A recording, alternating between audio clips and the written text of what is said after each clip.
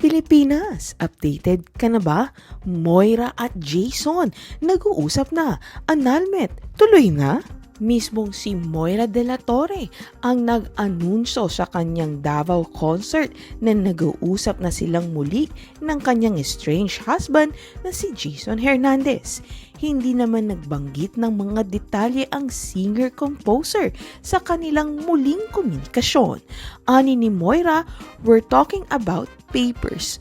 We're talking about how God can turn things around, even if it's not what we thought it would look like." Idinagdag pa ni Moira na bahagi ng pag-uusap nilang yon ay naglalayong kapwa na silang nag-move on forward na walang nararamdamang bitterness sa kanilang mga puso. Dahil may reference si Moira tungkol sa papers or dokumento, marami ang nagpapalagay